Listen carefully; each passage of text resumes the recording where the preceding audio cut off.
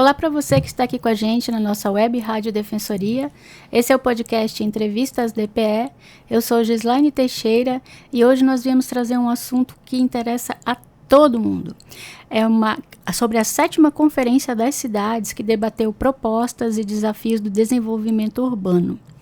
Ela reuniu gestores, especialistas, estudantes e representantes da sociedade civil em Boa Vista. Promovido pelo governo de Roraima, o evento discutiu soluções para os principais desafios urbanos do estado. Para mais detalhes sobre a conferência, nós vamos conversar com o Irã Gonçalves, secretário adjunto da C-Cidades. Seja bem-vindo, Irã. Obrigado por ter aceitado o convite. Qual é o objetivo da 7ª Conferência Estadual das Cidades? Então, a conferência é um ambiente, um momento onde o poder público, junto com a sociedade civil, se reúnem para elaborar propostas para que a gente trabalhe esse desenvolvimento urbano, né? Então, a gente teve as conferências municipais nos municípios dos 15 daqui do estado, 10 realizaram, a gente teve alguns que não fizeram, não conseguiram, porque existem prazos, né? Não conseguiram cumprir os prazos. E aí agora a gente teve a etapa estadual, onde a gente reúne todos os municípios, mais os entes estaduais, para fazer as propostas estaduais, e aí a gente validar também propostas para a gente levar para a nacional, que vai ter a Conferência Nacional, onde a gente vai brigar para que as nossas propostas sejam incluídas no Plano Nacional de Desenvolvimento Urbano, né? Uhum. Quando é que vai ser a nacional? A nacional ainda não tem data, tá desde o ano passado, né? Eles vieram prorrogando as datas e ainda não confirmaram a data ainda, mas é esse ano ainda, até o final do ano. Uhum. E que resultados concretos que o governo espera a partir dessa conferência que houve? Então, nós tivemos boas propostas, né? Inclusive, até parabenizar todos os delegados que participaram, a sociedade que participou, porque a gente teve 3 dias de debate aprofundado sobre vários assuntos. E a ideia agora é a gente vai montar a cartilha com as propostas estaduais, e aí eu vou solicitar uma reunião tanto com o governador quanto todos os secretários envolvidos, né, no eixo, para que a gente mostre as propostas para que elas direcionem as ações de governo. Uhum. A gente tem muitas propostas que eu acho que são de médio, algumas são até de curto prazo, algumas mais de médio a longo prazo, mas se a gente não começar agora, a gente não vai fazer. E aí a ideia é que a gente consiga ter uma cidade realmente mais inclusiva, um desenvolvimento urbano mais planejado, organizado, para que a gente consiga atender todas essas limitações. Uhum. E quais desafios urbanos do estado que foram mais debatidos na conferência? Lá nós tivemos representantes de deficientes físicos, de deficientes auditivos. Nós tivemos o presidente da associação lá. Então, tivemos um intérprete para eles poderem participar. E aí até ele foi eleito conselheiro estadual das cidades, o suplente, né? O presidente da Associação dos Deficientes Físicos ficou de titular e ele ficou de suplente, para que a gente garanta também que eles, no conselho, trabalhem também em prol disso. E eles saíram com algumas propostas justamente de planos inclusivos para essas populações, que são populações que realmente sofrem muito. Na própria conferência a gente viu a dificuldade, graças a Deus a gente conseguiu criar um ambiente propício para que eles participassem, mas a gente vê como a vida deles é uma vida que é complicada. Né? E às vezes a gente está no dia a dia, a gente não percebe, mas lá durante o dia eu até aprendi algumas palavras em Libras, e aí eles falaram que poucos lugares são assim, né? Então, acessíveis, né? Então parte muito disso. A gente sabe que a gente tem outros tipos de deficiência também que sofrem muito, mas eu acho que o auditivo, o visual e o deficiente físico são os que mais perdem com essa questão de acessibilidade, né? Sim. E aí eles fizeram várias propostas, a gente está fazendo, são mais de 40 propostas estaduais, e aí a pessoal do conselho está compilando todas para que a gente faça a cartilha. Uhum. Sempre tem essas conferências todos os anos? Ela tem periodicidade? Então, a conferência, como ela é um momento onde também a gente se elege os conselheiros estaduais, elas têm um prazo de 2 em 2 anos. Elas estavam paradas desde 2018, porque no último governo federal, como extinguiram o Ministério das Cidades, o Conselho Nacional também foi destituído. E aí acabou que a gente tinha o nosso conselho, porque foi criado por lei, mas não tinha um conselho nacional para quem a gente conseguisse levar as demandas. E aí o conselho meio que ficou ali estagnado, cambaleando, E aí, quando voltou agora esse governo, do governo Lula, eles retomaram o Conselho Nacional e aí o Conselho Estadual começou a atuar mais. E aí a gente, era uma pendência que a gente tinha, realizar a conferência, porque a gente já tinha esgotado o prazo dos conselheiros, né? E agora a gente regularizou tudo, e aí são 2 anos, daqui a 2 anos a gente vai ter de novo.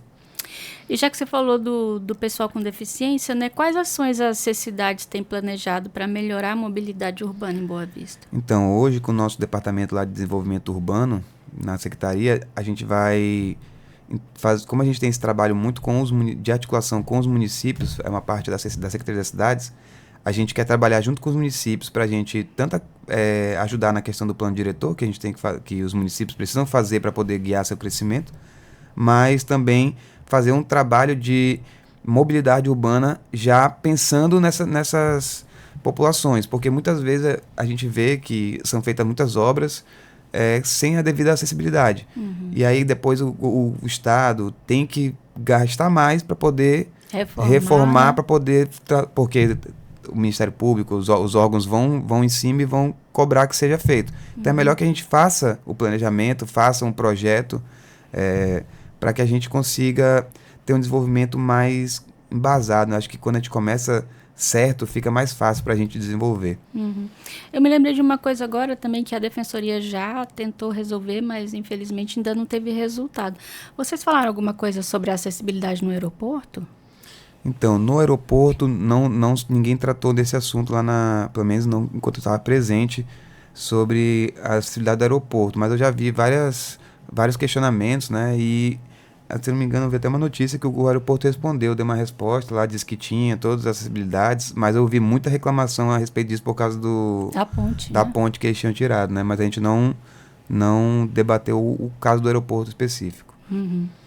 E quais políticas públicas estão sendo implementadas para garantir cidades mais sustentáveis? Então, lá na conferência houve um debate a respeito desses pontos ecológicos que estavam... que a capital de Boa Vista estava fazendo, mas já existiam algumas divergências lá, então é um trabalho que até ficou para a gente como conselho das cidades atuar, e inclusive o conselho municipal também, mas a gente quer justamente também, via Secretaria das Cidades, via Conselho das Cidades, estabelecer a questão de coleta seletiva nos municípios, que a gente sabe que nossos municípios hoje não têm. Essa questão do lixo é uma questão muito complexa no interior. Na capital em si já tem alguma dificuldade, na periferia, e no interior é uma coisa que a gente precisa trabalhar, fazer um plano de gestão de resíduos, para que a gente consiga tratar todo esse resíduo do nosso estado, né? Uhum.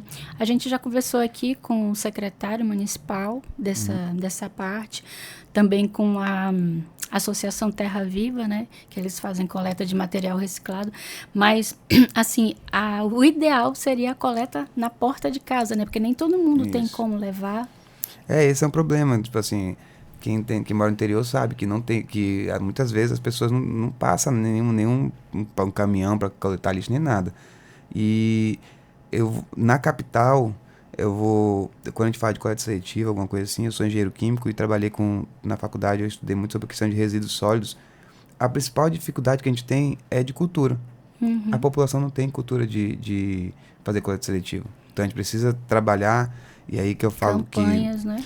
E que toda política pública, sempre, normalmente, quase toda vez, ela é transversal, porque eu posso fazer uma política de gestão de resíduos sólidos, mas eu tenho que ter um trabalho com a Secretaria de Educação que vai fazer conscientização nas escolas, porque as crianças têm que, desde pequenos, se acostumar a fazer isso, porque senão não funciona. E existem planos para o desenvolvimento urbano no interior? Sim, hoje os nossos municípios do interior, que são municípios abaixo de 50 mil habitantes, eles são quem mais precisa dos outros entes federativos, né? A gente sabe que eles têm mais limitações, inclusive uma das propostas que foi aprovada na conferência foi que o Plano Nacional de Desenvolvimento Urbano tenha prioridade de aplicação do fundo, dos recursos do fundo em municípios até 50 mil habitantes e fronteiriços, que aí no caso abarcaria os nossos municípios aqui, que a gente tem muitos municípios fronteiriços com abaixo de 50 mil habitantes, que são os municípios que mais precisam desses recursos federais para poder se desenvolver. E a ideia que é porque a gente já sabe que Bonfim está crescendo muito por causa da Guiana. Pacaraima, por causa da migração, problema, né? cresce, a população cresce muito mais rápido do que o município consegue suportar. Então a gente conversou muito lá sobre a heterogeneidade do nosso município, do nosso estado, porque o nosso estado, por mais ser pequeno, a gente tem realidades muito diferentes, tanto do Uramutã até Caroebe são realidades completamente diferentes. Inclusive, nós tivemos representantes do Uramutã lá também, eles pediram que seja colocado um posto do Ciretran, que não existe lá no Uramutã. Então, tem várias peculiaridades, que o Uramutã também é totalmente indígena, então, tipo assim, ainda tem uma outra dificuldade. Então, A língua, né? a gente tem muita heterogeneidade dentro do nosso próprio estado, e se a gente comparar o nosso estado com o Brasil também, aí que... Então, a gente está com Que é o caldeirão, né? É uma mistura. Então, a gente está com essa... A gente precisa tratar a questão da equidade, tratar os diferentes, os iguais. Então, a gente sabe que todos os planos nacionais precisam ser moldados para ser aplicados aqui. Então, a gente está com os nossos municípios. O nosso foco é o desenvolvimento dos municípios do interior, porque a capital em si ela é mais forte, né? Então, ela por si só vai se desenvolvendo. Agora, os municípios do interior precisam dessa mão do Estado, do governo federal, para poder conseguir desenvolver mais. A Roraima é pequena em relação ao Brasil, né? Mas tem muitos países menores que a gente, Exatamente. né? A gente é um pequeno mundo. E como que as sugestões da comunidade são incorporadas nos projetos urbanos? Então, a gente, na conferência, existiam 3 eixos, né? Cada eixo, os participantes se inscreviam no eixo que queriam participar, e existia uma proporção. Proporção para movimento social, proporção para acadêmicos, para poder público, para que a gente garantisse a representatividade de todos nos eixos, né? E essa mesma proporcionalidade foi para os delegados para a eleição dos delegados que vão participar da nacional, e para os conselheiros. Então, assim, é uma garantia da participação da sociedade, garantir que todas os eixos, vão participar, né, dessa construção. E aí lá, eu sempre, na abertura até falei, pessoal, nós vamos começar os debates.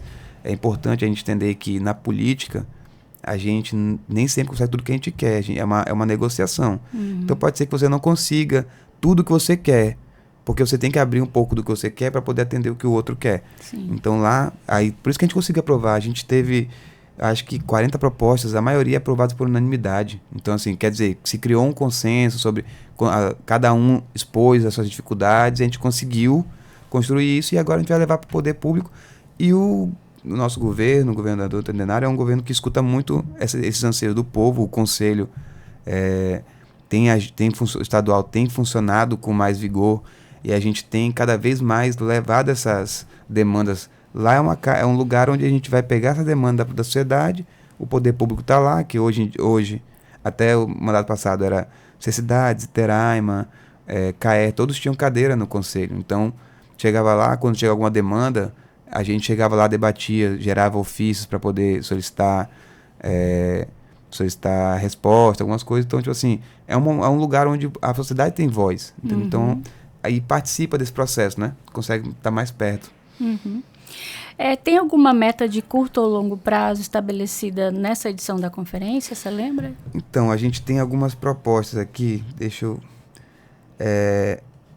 porque muitas delas são de longo prazo, de médio e longo prazo, né? Mas teve algumas que eu estava vendo que essa própria por exemplo, queriam a construção de um hospital lá na Vila Félix Pinto, no Cantá. Solicitaram lá porque diz que já é da distância e tal. Aí eu falei, isso é uma coisa que tem que levar para a Secretaria de Saúde para se fazer um estudo, né? Mas foi uma coisa que bateram um hospital de pequeno porte, né? Mas a gente tem criação de centro de referência de saúde mental no sul do estado, ali na região de Baliza, Caroebe e São Luís. Então, solicitaram Caroebe, mas lá mesmo houve um debate de talvez colocar em Baliza ali, porque fica em São Luís, que fica mais central para todo mundo atender. Se eu colocar em Caroebe, eu boto na ponta e aí fica longe para os outros. Então, assim, mas são coisas que a maioria é média a longo prazo. Agora, essa questão do Ciretran no Uramutã, acho que é uma questão de curto prazo. Acho que é questão de conversar com o presidente do Detran, demonstrar para ele que existe a demanda, e eu acho que é uma coisa que a gente consegue resolver a curto prazo. Mas a maioria é de médio a longo prazo, mas que a gente precisa começar agora, porque se a gente não começar agora, a gente não vai fazer nunca, né? Uhum. A Defensoria está fazendo um estudo já há um tempo para implementar a central de atendimento e peticionamento inicial, tanto no Iramutã quanto no Sul também, nas regiões indígenas, né? E eu tive acesso aos documentos, ao vídeo que fizeram. Nossa, é muito complicado o acesso deles e o deslocamento deles sai muito caro e é muito demorado, né? Para fazer qualquer coisa. Inclusive, eu acho que eu até fui para a inauguração de uma central dessa no Cantá. Abriram uma no Cantá? Uma unidade de vocês no Cantá? Sim, mas não é essas outras que eu estou falando, é especificamente em território indígena. Território indígena. Não, sim, é uma realidade que só quem vai ver que entende. Uhum. Eu digo que a área indígena, algumas vilas, até que não são indígenas, mas são muito longe. Uhum. Tipo, Entre Rios, a pessoa do Entre Rios vai vir para a capital aqui, eles têm que gastar um dinheiro, às vezes chega aqui e não consegue resolver, não tem onde ficar. É uma realidade que é difícil. Por isso que eu acho que essa descentralização da administração pública da capital é importantíssima para a população ter acesso mesmo. Uhum. A gente hoje, a Secretaria de Cidades, a gente tem um centro administrativo lá em Iracema, que é justamente para já pegar um eixo ali que a gente... Lá dentro tem Detran, acho que tem Defensoria Pública lá também. Tem Defensoria Pública, tem CAE, tudinho. Para quê? Para que a população da região ali não precise vir até a capital para poder... Então, essa parte de descentralização do poder público é muito importante, eu acho que para o acesso da população ao poder público. Sim. E como que essa cidade integra as políticas de habitação com outras áreas, como educação, saúde? Então, hoje, a habitação, como nós temos a Codesaima, né, que a parte dos projetos de Minha Casa Minha Vida, tudo está na Codesaima, porque eles são para isso. A Secretaria da Cidade, a gente traz mais o desenvolvimento urbano como um todo. Então, desde planejamento, nós fizemos agora o censo empresarial, que é para justamente entender a cadeia empresária de cada município, para poder entender. Porque uma coisa que a gente falava assim, o que acontece muito em Roraima, você abre um churrasquinho, aí começa a ganhar dinheiro. Aí o cara olha e fala, olha, ele tá ganhando dinheiro, vou abrir um churrasquinho também. Aí o outro olha e fala, rapaz, os dois estão ganhando dinheiro, eu vou abrir um churrasquinho também. Tudo aí informal, quando olha, né? Enquanto olha, tem 10 churrasquinhos no mesmo lugar, mas ninguém se preocupou em vender a carne para os churrasquinhos. Então é esse trabalho que a gente está fazendo. A gente levantou por quê? Porque às vezes a gente tem muito mercadinho, mas a gente não tem alguém que vai fazer que vem aqui na capital, faça uma compra grande, faça uma distribuidora lá para os mercadinhos da região comprar. A gente precisa de uma cadeia, entendeu? Então a gente fez esse trabalho, a gente fez esse levantamento e agora a gente vai começar a fazer capacitação nas áreas que estão deficitárias em cada município, para que a gente consiga gerar renda, fazer desenvolvimento de cadeia, de produção, para que as pessoas possam ganhar dinheiro, porque senão daqui a pouco tem 10 vendendo churrasquinho e aí o dia que todo mundo cansar de churrasquinho, ninguém vende mais.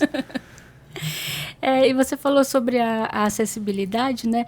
Mas além disso, a infraestrutura urbana, como é que ela está sendo pensada para atender toda a população? Então isso aí é uma, vamos dizer assim, é uma coisa que é muito difícil. A gente sempre vai tentar fazer o melhor, né? Então, hoje, a ideia é que os projetos já saiam com acessibilidade para cadeirante, Hoje se fala muito em transtorno de espectro autista. Lá tivemos representantes dessas pessoas lá, porque são pessoas que têm problema com barulho. Então, assim, a gente precisa que exista... Que essas pessoas sejam identificadas, que um simples funcionário que saiba tratar uma pessoa com autismo, porque é um tratamento diferente. Sim. Isso já é acessibilidade, já é por exemplo, uma pessoa, os surdos, então a gente teve tudo isso. Então, hoje, os projetos eles têm que ser pensados nisso, porque hoje, eu acho que era subdiagnosticado antes, porque hoje a gente teve um boom muito grande de transtorno do espectro autista. Então, todos os projetos que a gente elabora pensando nisso já. Vai ter algum impacto para autista, a gente precisa fazer alguma adaptação para atender esse povo. Por exemplo, a gente estava com um projeto lá para organizar, fazer praças, projeto de praças, né? Aí tem a parte para os empreendedores, poder fazer as barraquinhas, tudinho. Mas os autistas, para eles poderem curtir a praça, precisa de alguma expectativa, de alguma coisa especial, para que eles possam participar também. A outra coisa também que a gente estava fazendo a questão de um projeto de iluminação solar residencial, para a gente instalar nas casas de baixa renda. A gente inclui como prioridade pessoas que têm autismo em casa, porque essas pessoas têm alguma certa dificuldade, mães solteiras, pessoas que são acamadas, que não podem sair de casa. Então, tudo isso a gente vê nos nossos projetos, a gente tenta, de certa forma, melhorar a vida dessas pessoas. Elas têm que ter prioridade, porque elas são mais afetadas, né? Sim. E a Acessidades, ela tem algum canal permanente de diálogo com a população?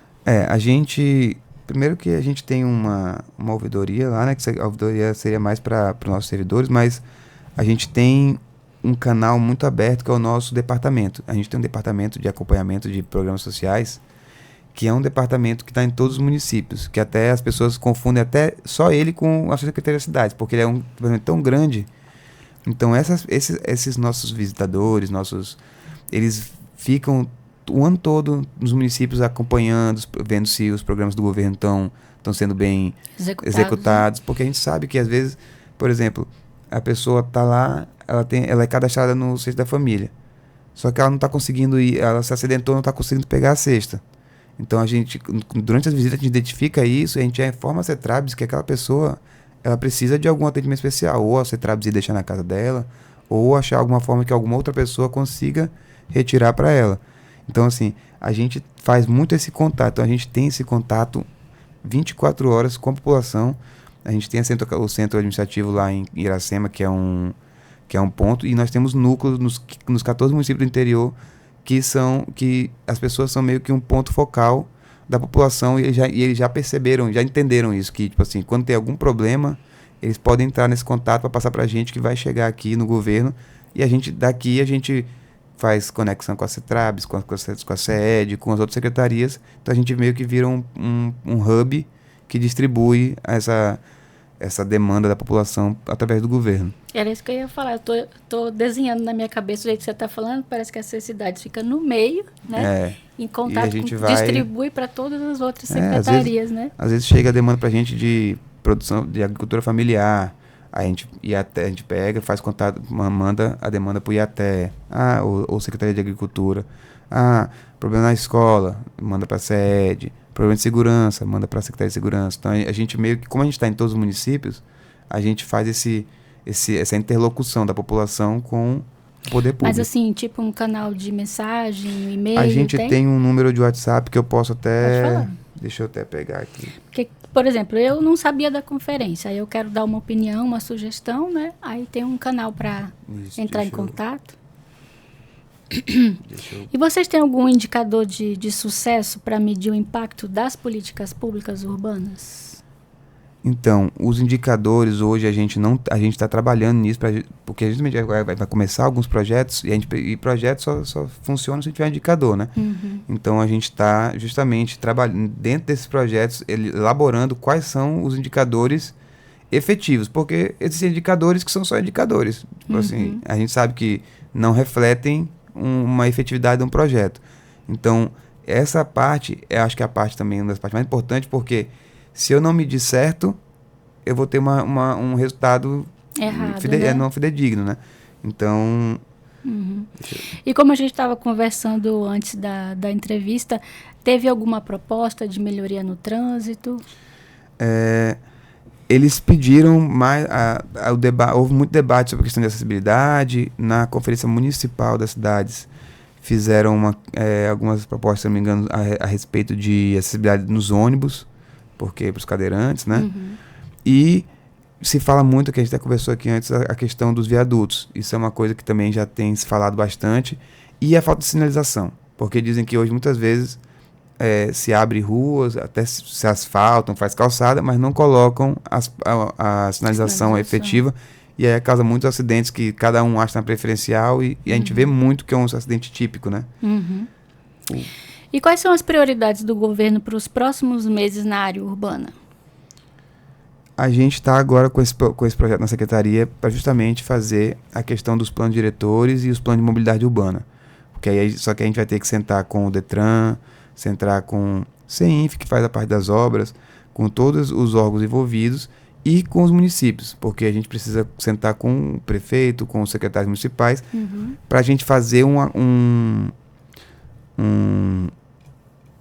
projeto a 4 mãos. Não adianta, porque em teoria seria uma atribuição dos municípios, mas a gente como governo, a gente tem que dar nossa contribuição, né, até porque a gente sabe das limitações, só que precisa sentar todo mundo e a gente vai ver primeiro quais são os municípios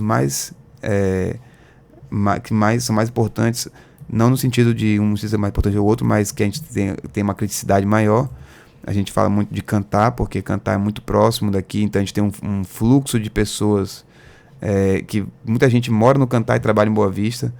Então a gente vai trabalhar primeiro Cantar, Mucajaí, que são municípios, Bonfim, que são municípios mais perto, e existe um fluxo maior de pessoas para que a gente faça essas melhorias.